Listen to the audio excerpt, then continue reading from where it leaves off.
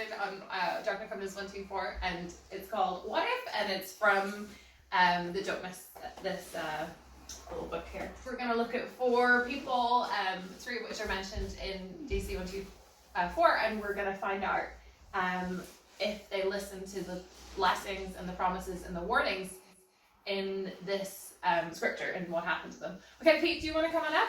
Yeah. All right, who are you going to start with? You want Hiram.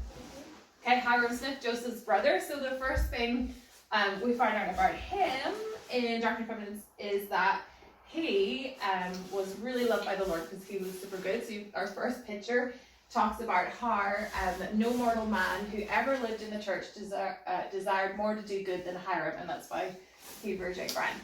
And then, so what happened to him in 124, we discovered that he became the patriarch. So if you want to find a picture of him blessing someone, he became the patriarch of the church, so we put him up there. And he became the second elder, so he's Joseph's right-hand man. Yeah, and then this is the statue of Hiram and Joseph. So Joseph and Hiram were together whenever they were killed at Carthage. And one of the promises in here was that if Hiram Smith kept the commandments, that his name would be made honorable and remembrance from generation to generation, forever and ever. And we have, can you remember his name?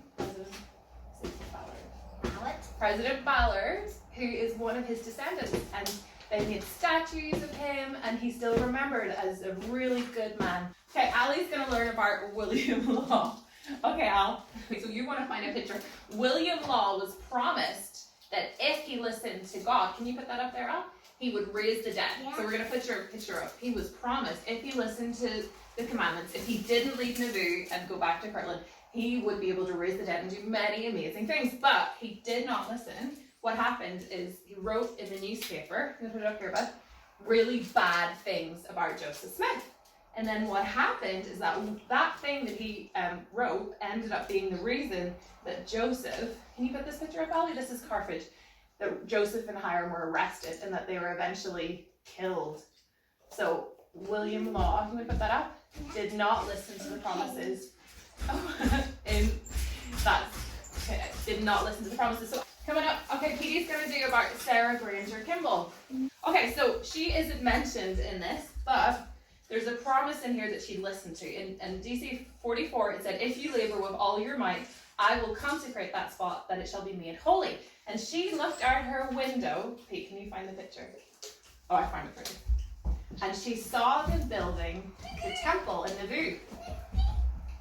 And she decided, wouldn't it be great if we could get together and help? So what they did is that they started making shirts for the men that were building the temple. And that ended up being the part of the reason that the Relief Society was formed. So if you want to put that up, that's the Relief Society. And that Relief Society now is all over the world. 1 million people in it. All right, Jakey, your turn, sweetheart. So then we had Almon Babbitt. And in the scriptures, we learned that there was a warning for him. He said that he should not leave the place and that he should be obedient. And that if he did, if you live here, then you will rest from all your labors. But Almon left. He did not stay in Nauvoo, so he didn't listen to this one. Jakey, could you stick that picture up there for me? Just put it in the danger spot. Wow. He had a warning, he didn't listen, and God warned him about the golden calf. Jakey, sweetheart, okay. That if he didn't listen, that he instead wanted money. So what happened to him is that he was a lawyer. He was a lawyer. And before, when Joseph was taken to Carthage and when he nearly died, they asked, they needed someone to represent Joseph. But when they went to go and find Alma Babbitt, he said that he was actually going to represent the people that were against Joseph. All right, Pete's going to finish off by reading something for us. Right, Pete, come here. You.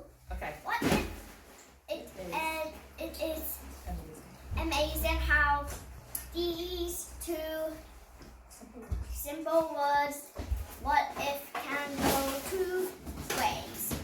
Trust God brings blessing and miracles, and not trusting God leads to sadness. I will follow God. I will trust Him. Well said. All right. Good job. Thanks, sir. Bye-bye.